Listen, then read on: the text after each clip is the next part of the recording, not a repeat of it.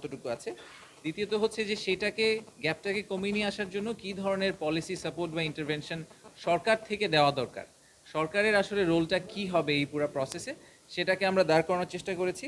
এবং তারপরে আমরা একটা রোড ম্যাপ দেওয়ার চেষ্টা করেছি কমিটি থেকে, যে যে ন্যাশনালি একটা যদি রোড ম্যাপ আমরা সেট করতে পারি এবং কিছু অ্যাকশন আইটেম আইডেন্টিফাই করতে পারি, যে শর্ট টার্মে আমরা কি করব, মিডিয়াম টার্মে আমরা কি করব, লং টার্মে আমরা কি করব একসাথে মিলে।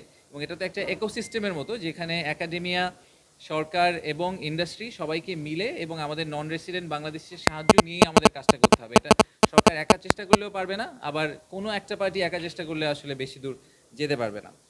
তো যারা সেমিকন্ডাক্টর ইন্ডাস্ট্রি নিয়ে একটু পড়ালেখা করেছেন তারা জানেন যে সেমিকন্ডাক্টরের যেই পুরো প্রসেসটা, এটাকে 3 ভাগে ভাগ করা যায়। প্রথম ভাগটা হচ্ছে ডিজাইন, দ্বিতীয়টা হচ্ছে ফ্যাব্রিকেশন বা একদম কোর ম্যানুফ্যাকচারিং যেটাকে বলে, আর তৃতীয় অংশটা হচ্ছে টেস্টিং অ্যান্ড অ্যাসেম্বলি।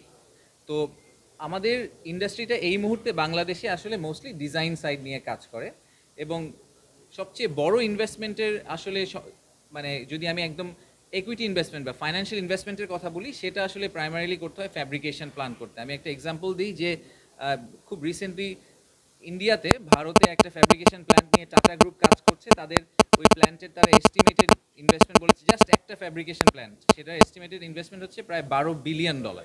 সো এটা is a huge investment exercise. তো সেটা হয়তো আমাদের দেশের পক্ষে ইমিডিয়েটলি করা সম্ভব হবে না, কিন্তু ডিজাইনের সাথে সাথে আমরা ইজিলি আবার শেষ অংশ যেটা testing and assembly, packaging, testing, assembly, এই পার্টটাতে আমরা ডেফিনেটলি একটা রোল প্লে করতে পারি বলে আমরা মনে করছি। সো মোটা দাগে আমরা আসলে এই শর্ট টার্ম এবং মিডিয়াম টার্মে বাংলাদেশকে দেখছি যে ডিজাইন থেকে তারা আমরা গ্র্যাজুয়েট করে ডিজাইনে আরও এক্সপ্যান্ড করব, একই সাথে আমরা প্যাকেজিং এবং অ্যাসেম্বলি সাইডেও চলে যাব। তো এই প্রত্যেকটা অংশে আমরা শর্ট, মিডিয়াম, লং টার্মের কিছু সাজেশন দিয়েছি। তো এই সাজেশনগুলোকে প্রাইমারিলি 3টা ভাগে ভাগ করা যায়, এবং 3টা ভাগ নিয়ে আমি আসলে আমাদের 3জনকে বলবো একটু 1-1.5 মিনিট করে একটু বলতে, যে আমরা কী ধরনের সাজেশন দিয়েছি। প্রথমটা হচ্ছে স্কিল ডেভেলপমেন্ট। আমাদের যেই যারা আসলে ইন্ডাস্ট্রিতে কাজ করবে তাদের স্কিল ডেভেলপমেন্ট করার জন্য আমরা কিভাবে আসলে একটা ফ্রেমওয়ার্ক দাঁড় করাতে পারি। দ্বিতীয়টা হচ্ছে business environment and policy support. সরকার থেকে আসলে কি কি পলিসিগত চেঞ্জ করা লাগবে বা ইনফ্রাস্ট্রাকচারাল সাপোর্ট দেওয়া লাগবে, যাতে ইন্ডাস্ট্রিতে যদি কোনো জায়গায় ফান্ডিং শর্টেজ থাকে ফর এক্সাম্পল, সেই জায়গাগুলোতে সরকার কিভাবে ইন্টারভিন করতে পারেন। আর শেষটা হচ্ছে গ্লোবাল লিঙ্কেজ অ্যান্ড কোলাবোরেশন। আসলে সেমিকন্ডাক্টর ইন্ডাস্ট্রিটা গ্লোবালি অনেক বড় হয়ে গেছে অলরেডি।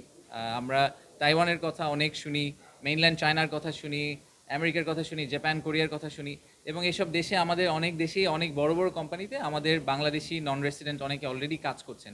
তো তারা আমাদেরকে আসলে কোনোভাবে কানেক্ট করে দিতে পারেন কিনা, তাদের থেকে আমরা বেস্ট প্র্যাকটিস কিনা, ভবিষ্যতের কিছু বিজনেসকেও ডেভেলপ করে নিয়ে আসতে পারি কিনা।